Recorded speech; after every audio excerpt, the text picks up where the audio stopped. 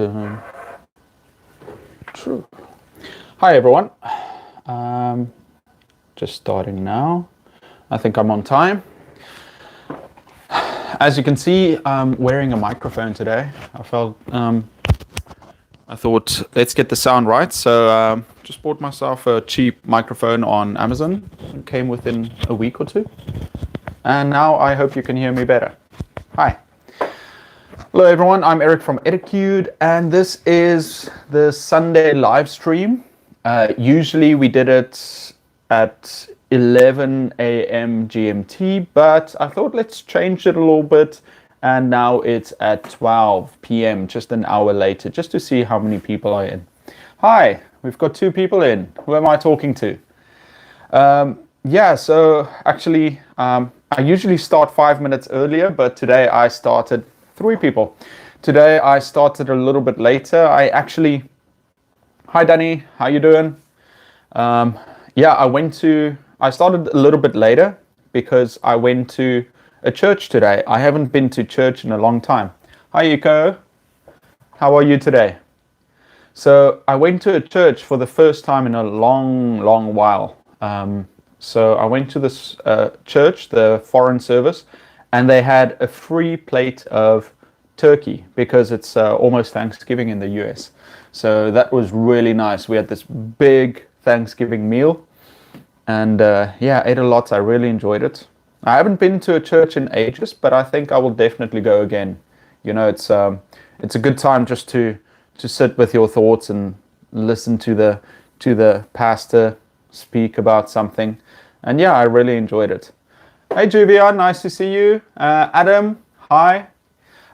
So guys, let me get started. So I asked if there's anything you want to talk about. If you have anything you want to talk about, please put it in the comments and I'll share my idea on it.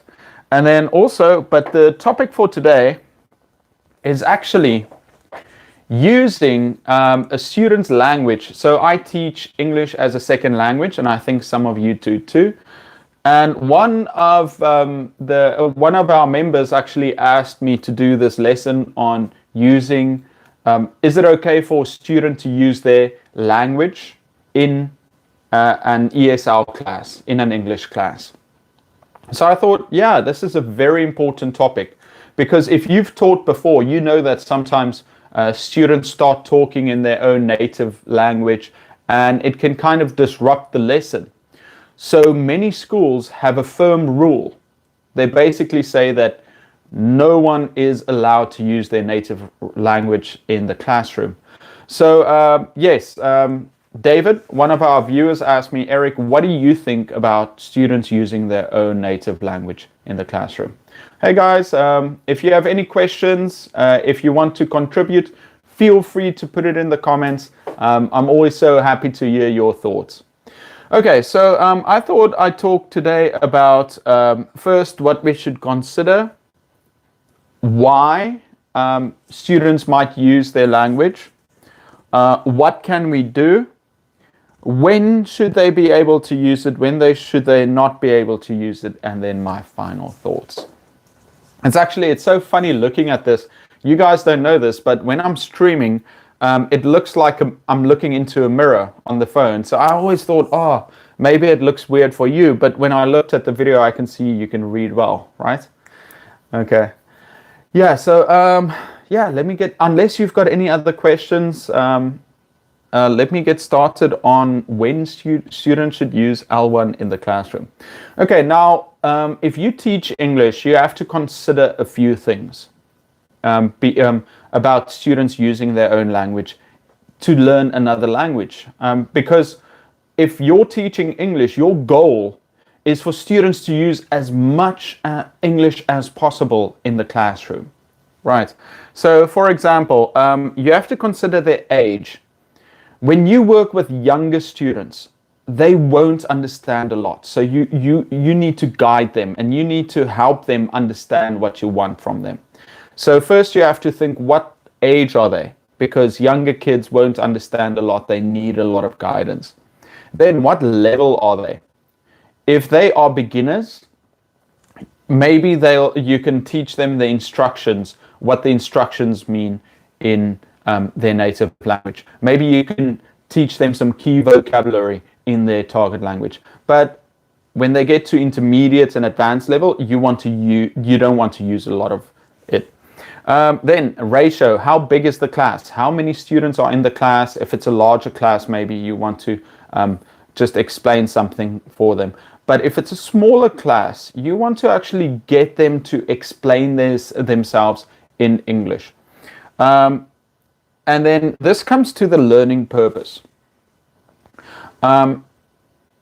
If you do a speaking activity, or you do an activity where they have to practice their pronunciation, obviously they're not going to use any of their native language. So say, for example, I'm teaching in Korea, so I've got lots of Korean students. That's where my experience comes from. But if you teach in another language country, maybe you're teaching English in your home country, right? So in most cases, native teachers, we don't understand the language. For example, I can speak basic Korean and I know a few words and phrases, but I'm not a native Korean. So obviously I can't speak very well. But maybe if you, let's see there, I totally agree, we need their native tongue to explain. Right. I think that's a big thing I agree with you on, and that's something I wanted to talk about. Just to pause this for a second. I believe that if it's economically, it's quicker just for you to explain something in their native language, do it. Because there's this idea by many professors, they're like, no, only use English in the classroom. But then it takes so long to explain something that could take a moment in their native language. Actually, with a lot of my students, I say, okay, perhaps there's a grammar point that I can just quickly explain in Korean. I can give them the Korean equivalent for that, and they understand it like this. They're like, teacher, what do you mean? It's like blah blah blah blah, and they're like, oh, I get it, and they understand it and they can use it. So it's up to you, right? So I don't believe in the firm 0% English. I think when it's useful, and we'll get back to that a little bit later. Thank you so much, Julia. Okay, now, the learning purpose is important, then mixed. Sometimes if I were living in England and I was teaching English as a second language, obviously it might be mixed, but usually it's the same nationalities. Like most of my students are Korean, but sometimes in some of my speaking classes, I might have someone from China in there, or another country too. Okay, policy. What is your school's policy? If your school's policy is no English, then use no English, but just keep it secret when you do use the student's language, right? Background. What is the student's background? Do they have a good educational background? Do they understand all these things? Okay, everyone still okay? How is everyone doing? How was your weekend? Yeah, my weekend, I've been kind of busy. Like I said, I went to church today for the first time in a long time. I ate a lot of food. Yeah, just another weekend. It's getting colder. As you can see, I'm wearing a sweater this time. No more t-shirts underneath. Yeah, can you guys hear well? New speaker, like this. Yeah, so I'm very excited. It's almost the end of the year. I don't have any strict plans for the vacation. Actually, what I'm going to do is I've got a long vacation, but I'm just going to stay at home, go to the gym, get into a routine and make lots of videos and perhaps improve some of the videos I'm making. So yeah, guys, if there are any videos that you would like to see made or you have any questions, ask me. Right now, I'm just finishing up with the semester, so it's kind of busy. But January and February, I'm just going to be working on videos. So if you have any ideas that you would like to see made, shoot me a message or put it in the comments. Yeah. Okay. Yeah. How are you guys doing? Let me know. Okay. Now, why? Why do students use their native language in the classroom? The first reason, they're low level. Yeah, more games for kids. I'll definitely get on it. A lot of people have been asking me about um, um, how to teach English to younger learners, like early elementary and maybe kindergarten. And even though that's not my area of expertise, I will go to. I've been learning. I've been taking some courses, and I've been learning from people. I've been looking at for information. So I'll definitely bring out some more games that I'll share with you, and also how to teach younger students, because I think most of us, unless you have a lot of experience or you're really good with kids, I think most of us do need some pointers in that area, and that includes me, because I'm fine with most students, but I'd really like to get better at teaching young students. So yeah, Juvia, that'll come up. More games, definitely. This weekend, this Wednesday. Yeah, it's rainy. Yeah, it's getting cooler. I think last week it was a bit cool, but this week should be cooler here in Korea. Um, now, yeah. So let's quickly get back. So, why do students need to learn low level? They need to take a break. You know, if you've studied another language, you know that sometimes it gets difficult. Feedback on students' communication skills. Actually, uh, Eco, I did a video on feedback. If you check my videos, but many people have been asking me about feedback, so maybe I will go into more depth into that in the future. Yeah, but yeah, check the videos. I did one on feedback. Maybe it's too broad, so maybe I'll focus it a little bit later. Okay, so students need a break. So if you've studied another language and you speak it for a long time, sometimes you just want to revert back to your own native language because it's easier. Culture. Now, you can see me that I've underlined this. It's because I want to tell you a story. Um,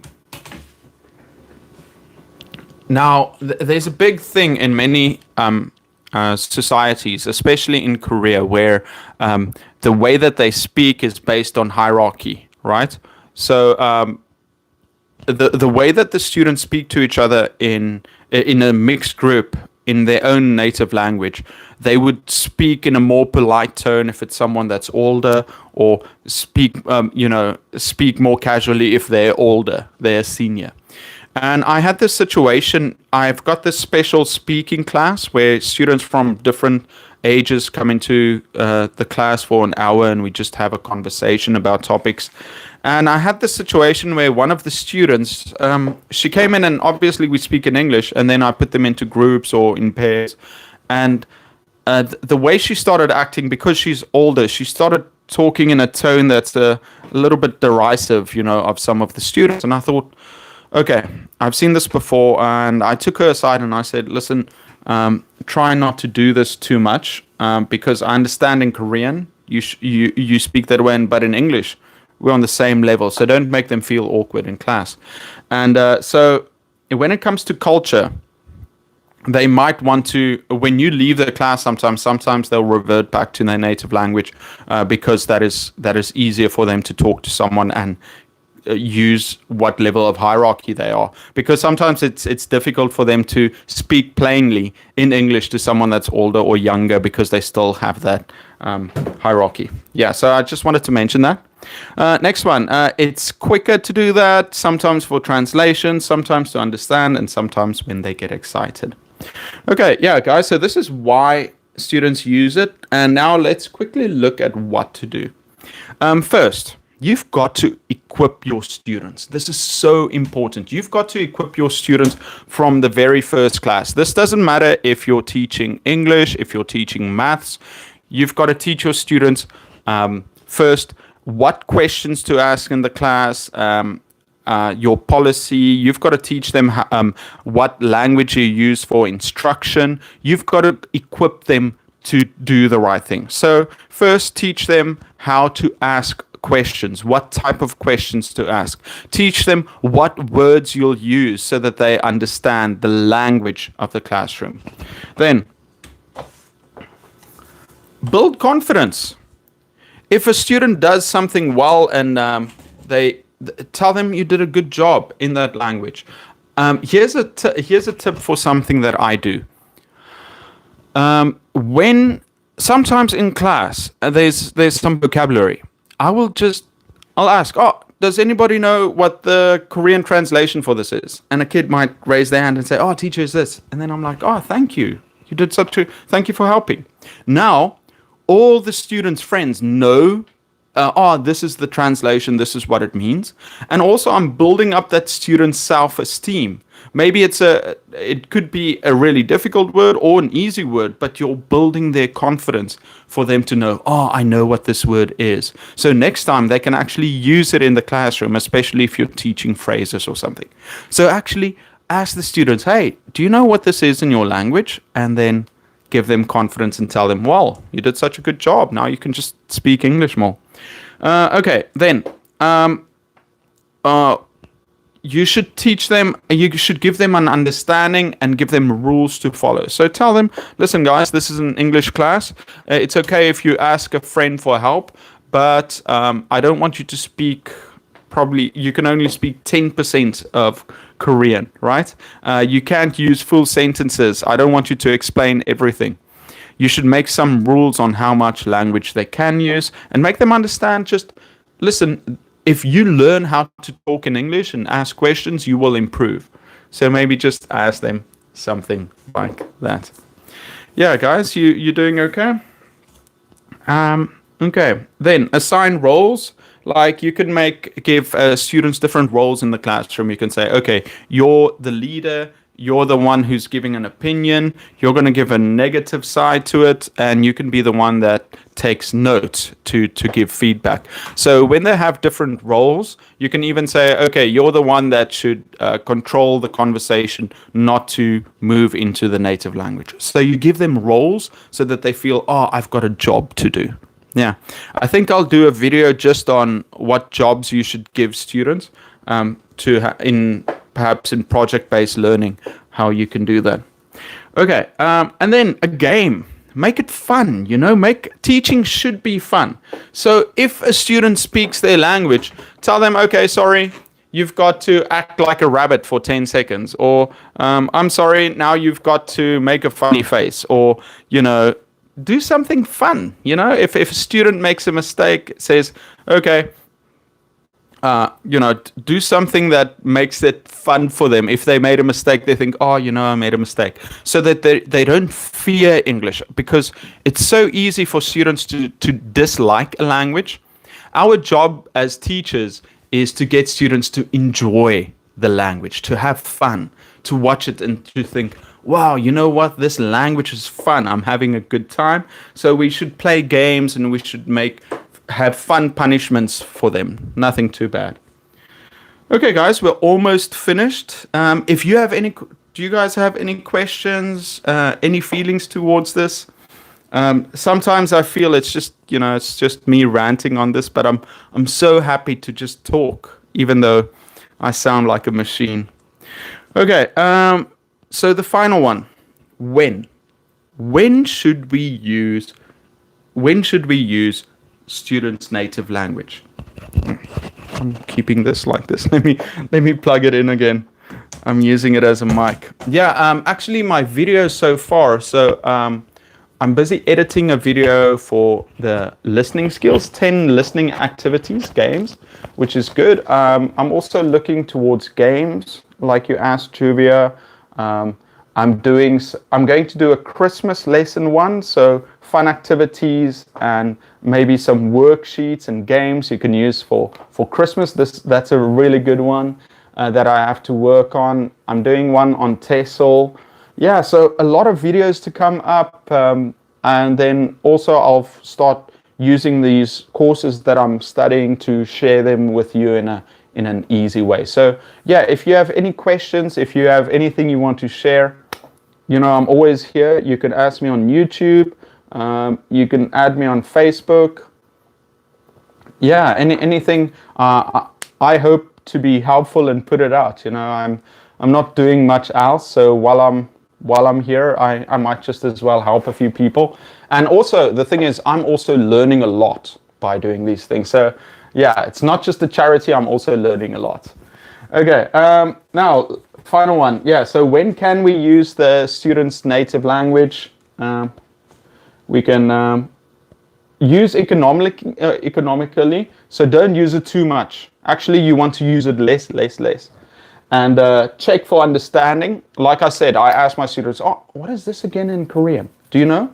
And then they answer, and I'm like, wow, good job, thank you. You're teaching me. And the students really like that because they get to understand you and they feel like they are sharing stuff. Then, when it's funny, if I know something funny in Korean and I think it'll translate, of course I'm going to use it. I want the class to be interesting. And if the students see, oh, you know what, I'm also interested in their language, maybe they'll feel like, okay, I'll put some effort into Eric's language too.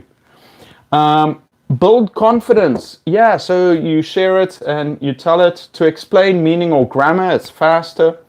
Now, when should you not use it? You should not use the student's native language when you're teaching English when they are at a high level. At a high level, they're supposed to know it. Simple vocabulary. Simple vocabulary, they should learn. Maybe they can learn the definitions. Make sure they learn the opposites too, the antonyms. Sometimes with more difficult vocabulary, I'll give it to them. But they shouldn't be saying normal vocabulary. That's like chair and food and pencil and easy sentences. I'm like, no, this is unnecessary. I expect better from you. Speaking activities, I said it before, should be 100%. Hi, Kyle. Good to see you here. Kyle works with me. It's one of the smartest guys. I'll see you tomorrow. We watch every Monday. We watch Rick and Morty together. So we do this, and then my conclusion. I don't know if you noticed, but when I send messages to people, when I leave on comments, I like to have an emoticon there. And I think if I had to write a professional, Naza, you made it right at the end. I'm about to finish, but welcome. Yeah, it's good to see you. I'm wearing a mic. I hope the sound's better. I hope you guys noticed. I don't know. I'll listen to the video again. Wait, what was I about to say? Yeah, no. I forgot. I want to check the messages. What was I? Let's see. Live chat. Oh, this is cool. I can see. Yeah, the smiley face. So if I have to write, a paper again, a professional and like a research paper, I'll probably put emoticons in there. Yeah. Oh, thanks, Juvia. Yeah, I just put on the messages. Yeah. So I like this because you can share what you feel like. So a lot of times I leave a message and I feel like maybe people think I'm too serious. So I leave an emoticon and it makes me feel better. Okay, so basically, conclusion. Using a student's native language in an ESL class has benefits, but we should try and decrease the amount of we actually use it in class so that they become more fluent. Okay, everyone, thank you so much for tuning in. It's been for me personally, it's been a difficult week. I don't want to share too much, but it's been a tough week. So it's been nice to just sit down and work. If you go through some things, it's easy to just lay down into the work. Thank you so much for the support. If you have any questions, if you have anything you want to talk about, send me a message. I feel like I'm loosening up a little bit, and it's almost Christmas. It's almost December. I hope you have good plans and you've got people to share it with. Everyone, thank you so much for tuning in. Any last words? I'm going to stop in 10 seconds. Have a good week, and I'll put out the next video on Wednesday. Juvia, it's a pleasure seeing you. It's always nice. Naza, you're a bit late, but it's fine. It's good to see your name in there. And Carl, see you tomorrow for Rick and Morty. Guys, look for that video, and maybe during the week I'll make my short videos, and otherwise I'll see you next week. Everyone, have a fantastic week, and I'll see you next time.